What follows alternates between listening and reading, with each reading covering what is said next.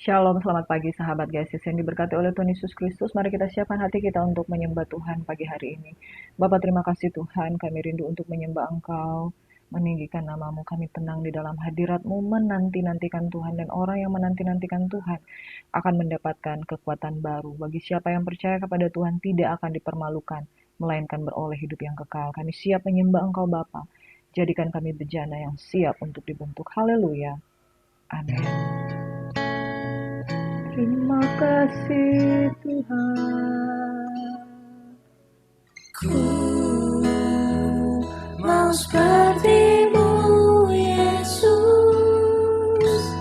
disempurnakan selalu dalam setiap jalanku, memuliakan nama-Mu.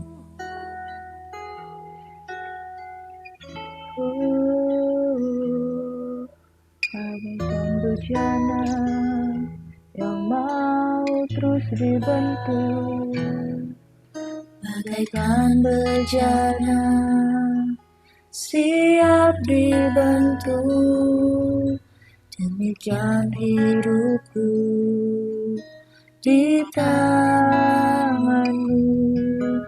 Dengan urapan kuasa Roh-Mu, ku dibaharui selalu. Jadikan ku alat dalam rumah-Mu, inilah hidupku di tangan-Mu. Bentuklah seluruh kehendak-Mu, pakailah sesuai rencana-Mu. Ku mau seperti-Mu, Yesus, disempurnakan selalu dalam setiap jalanku, memuliakan nama-Mu.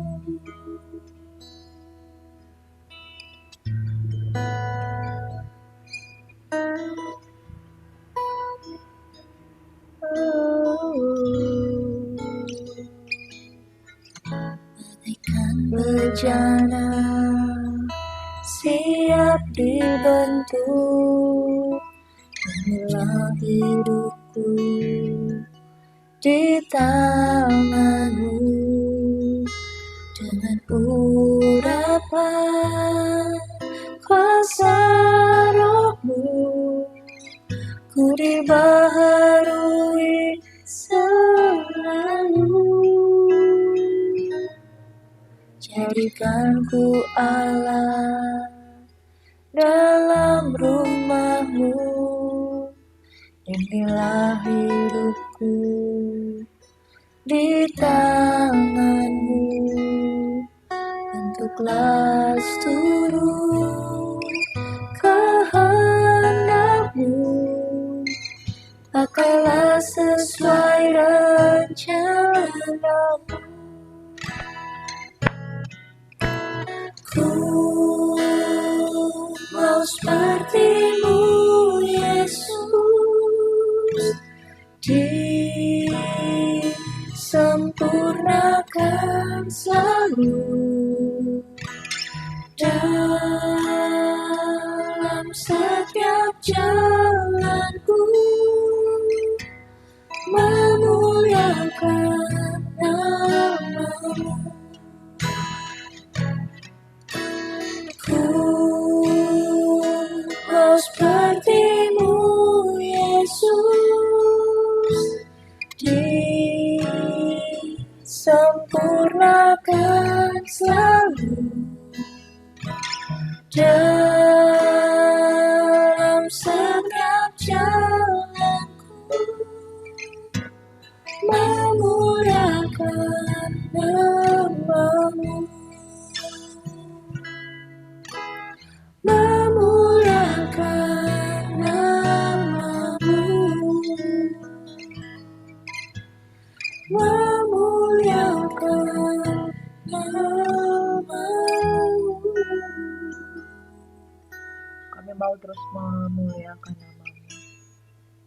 meninggikan nama-Mu yang kudus. Sebab Kau yang layak, terima puji-pujian. Terima kasih Bapa di surga. Ajar kami menjadi orang-orang yang tulus untuk menyembah-Mu Tuhan. Terpujilah nama-Mu Yesus.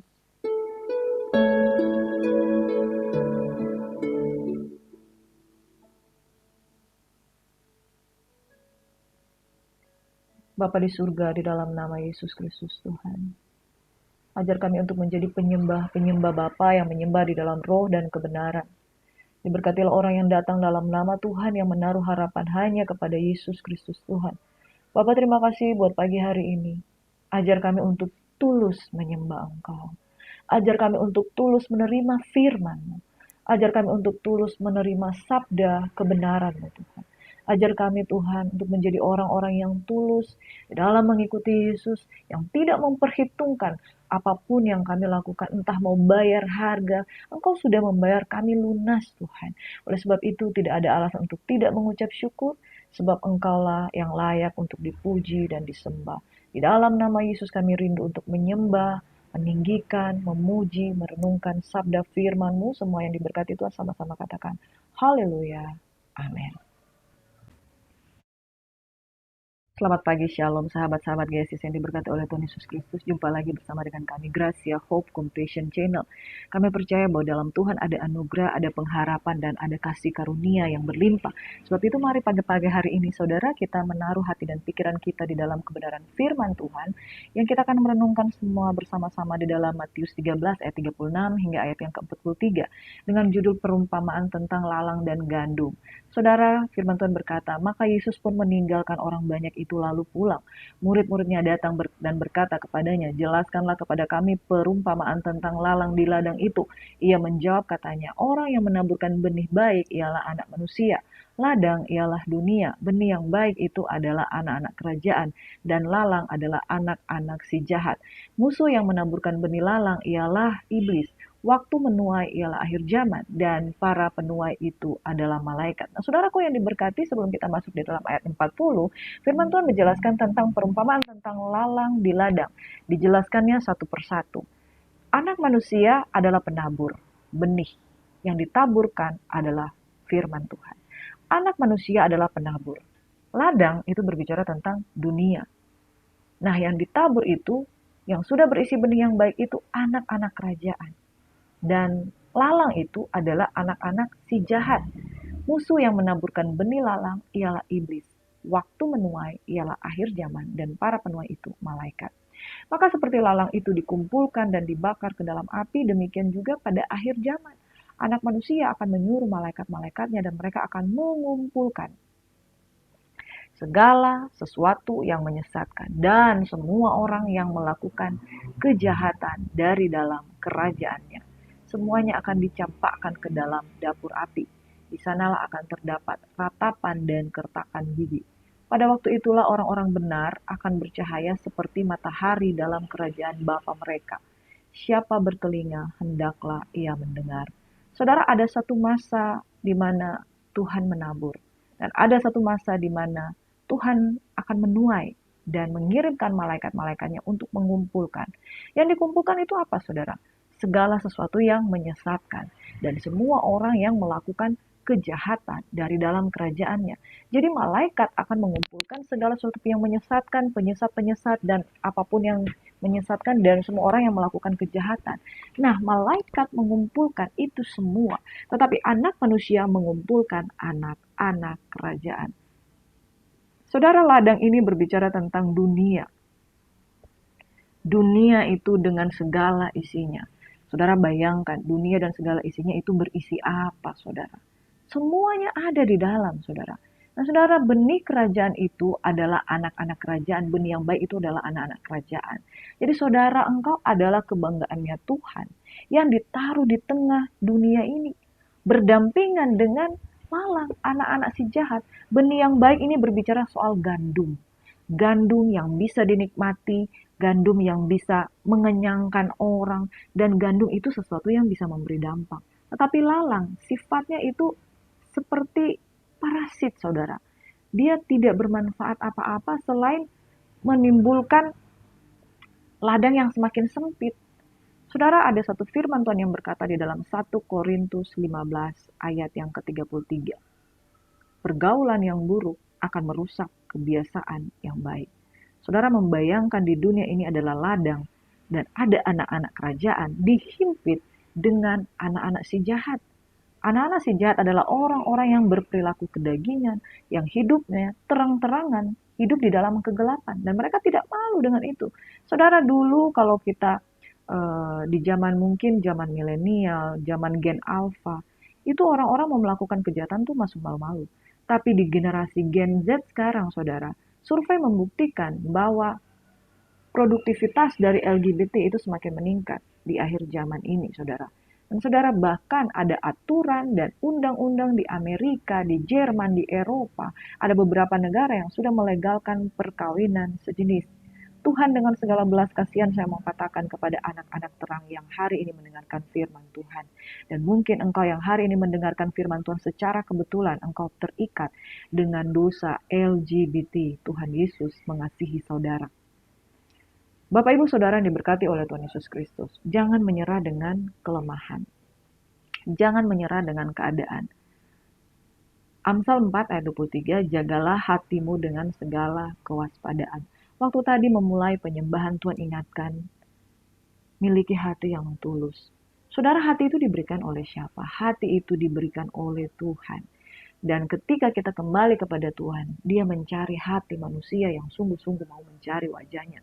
Saudara, mau latar belakang apapun, kalau Tuhan sudah berbicara di dalam hati, Tuhan sudah berbicara di dalam hati saudara, maka hati itu akan berkata-kata, saudara, akan berespon. Dan firman Tuhan mengingatkan kita pada hari ini, ada ladang, ada lalang, ada gandum. Dan saudaraku yang diberkati oleh Tuhan Yesus Kristus, kita bercampur di dunia ini di antara lalang dan gandum. Nah, saudara akan menjadi orang yang seperti apa? Dari kebenaran firman Tuhan ini kita belajar dari Matius 13 ayat 36 hingga 43.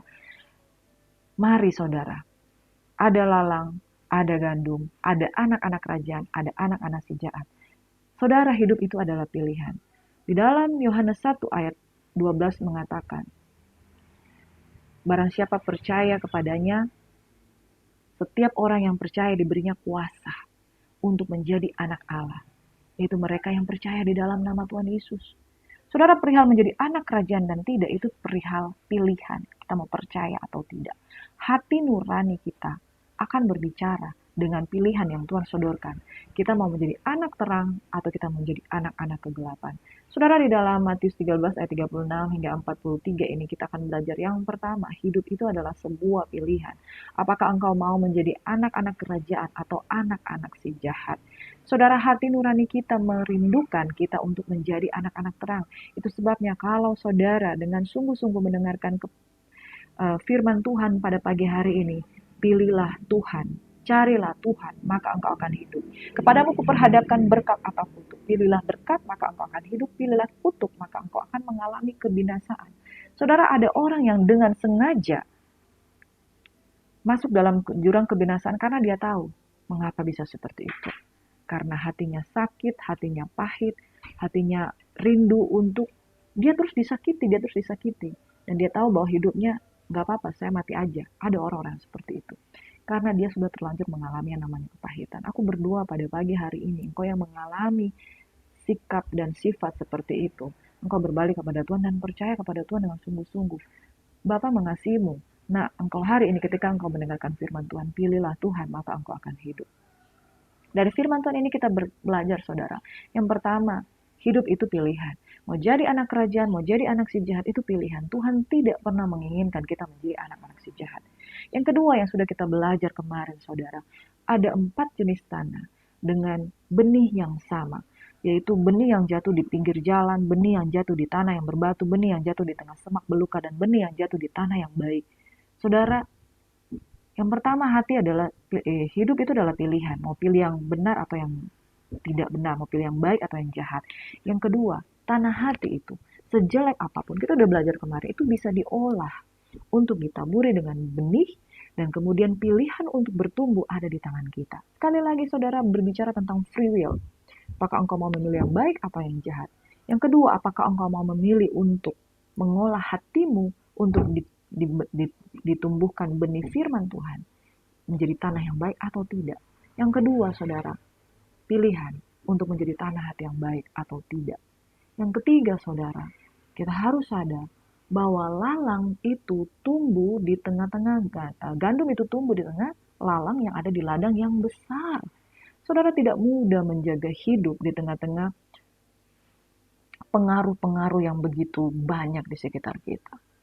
Ya, saudaraku yang diberkati, pengaruh yang buruk, pengaruh yang jelek, bahkan undang-undang melegalkan pernikahan sejenis di beberapa negara.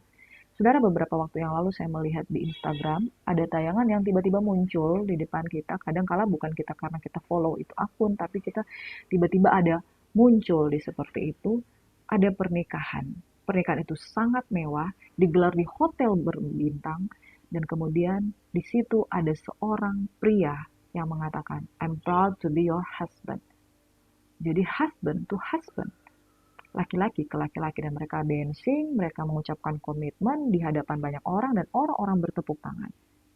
Dan kemudian mereka ada di sana untuk celebrate the wedding dengan mewah. Artinya, di tempat mana mereka melakukan wedding berarti itu diizinkan. Dan mereka dihadiri oleh banyak orang yang mengkonfirmasi pernikahan mereka yang sesama jenis. Saudara, pada hari ini ketika engkau mendengarkan firman Tuhan, mungkin engkau mengalami kejatuhan di area yang sama.